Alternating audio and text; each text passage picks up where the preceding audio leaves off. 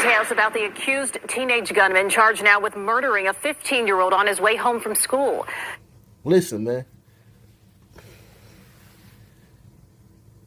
This is everywhere. Just at my nephew's school a few weeks ago. He's hanging out, I guess, in the schoolyard or whatever, and one of his buddies comes running back to him. Let me use your phone. Let me use your phone. I got to call my people, whatever, yada, yada, yada. What ended up happening is was this boy was walking home with another boy in their crew, in their circle, and as soon as they got out of view of the school cameras,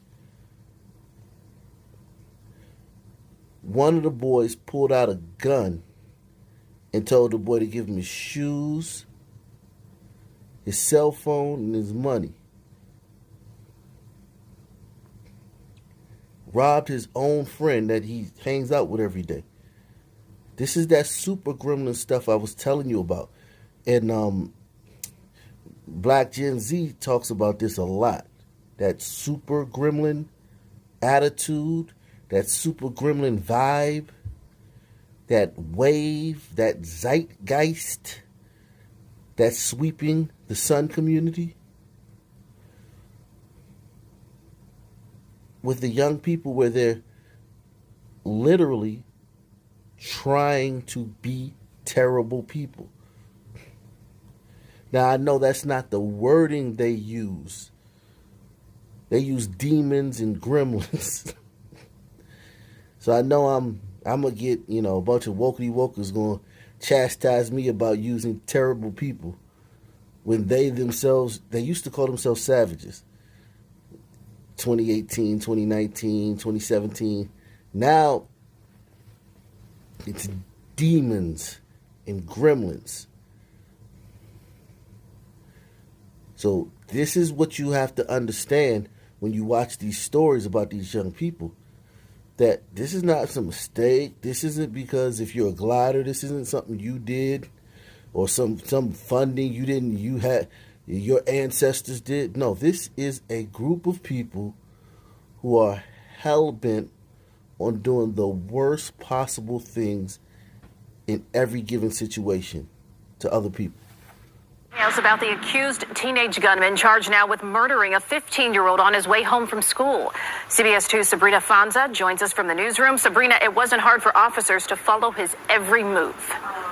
Erica, that 16-year-old accused gunman was on electronic monitoring, and police used dozens of security cameras to track his every move before. Remember, I told you a few weeks ago? Maybe I said this in several videos. Chicago ran out of ankle monitors because of the DA there, Kim Foxx, for Cook County, which Chicago resides in. Instead of you carjack somebody, pistol whoop them, and leave them in the hospital and take their car and run off laughing, we catch you. Instead of putting you in jail, now we give you an ankle monitor. So anything short of killing somebody, we give you an ankle monitor. They ran out of ankle monitors. Okay? They had to order a new bat. These things are expensive too. These ankle monitors for these companies, especially because, the cities are buying them from, these companies. These things are expensive.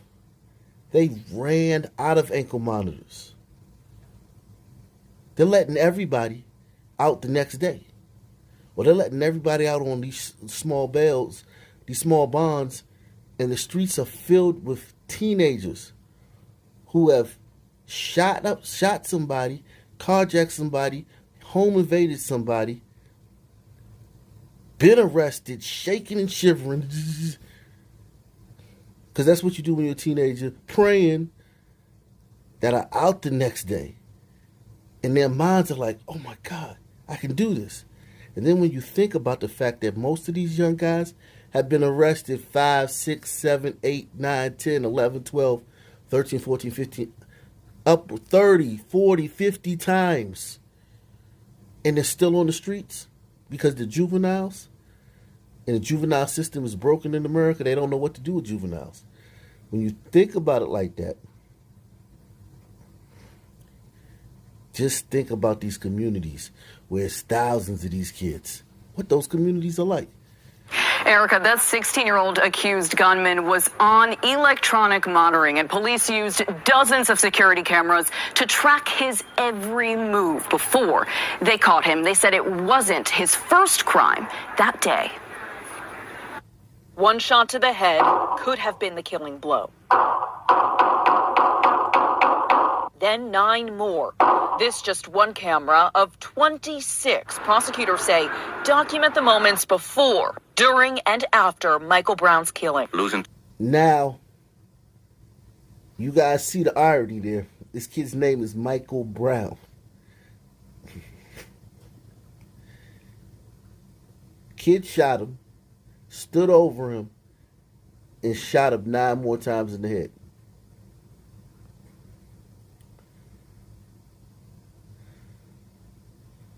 Brutal. This Michael Brown, outside of Chicago, no one will know his name. This story will go down into the ethers by tomorrow. 2 reasons. Woke son people and pasty liberals don't care. Reason number 2,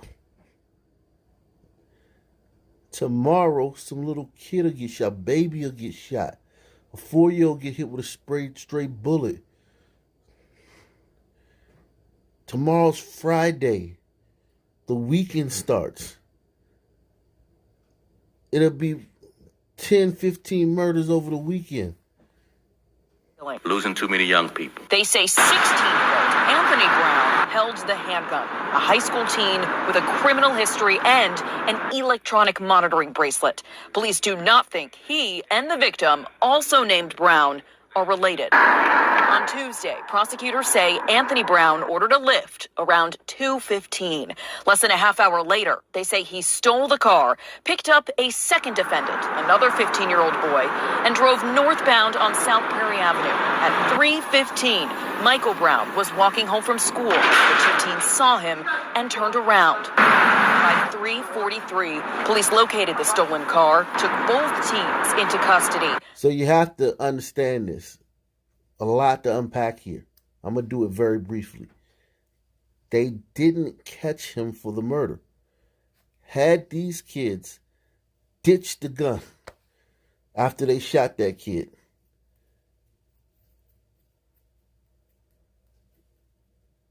the police might not have thought to even look back. I don't know. They might have connected him, but I don't know.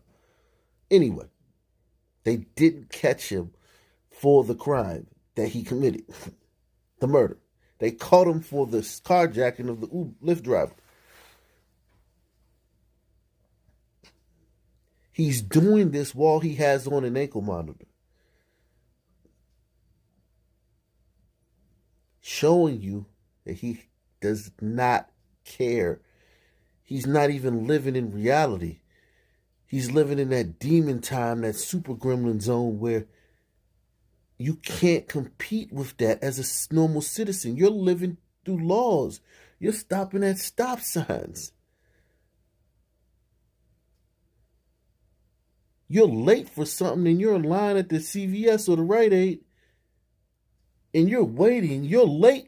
You'll be late because the line's taking so long. They just go in the store and take stuff and walk out. You're living in a different reality than them. Okay? You call an Uber to go somewhere. They call an Uber to relieve the Uber driver of his duties and take the car and then go use it for drive-bys. You're living in a different world than these kids. So when you run into one of these kids,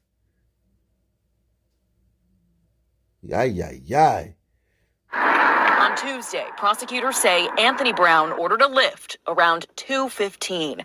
Less than a half hour later, they say he stole the car, picked up a second defendant, another 15-year-old boy, and drove northbound on South Prairie Avenue. At 3:15, Michael Brown was walking home from school. The two teens saw him and turned around. By 3:43, police located the stolen car, took both teens into custody.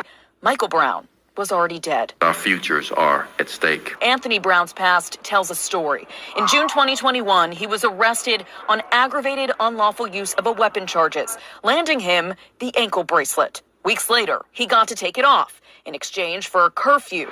Then in December, another vehicular hijacking put the bracelet back on. His court hearing for that the same day as Michael Brown's murder. It's worse than I thought.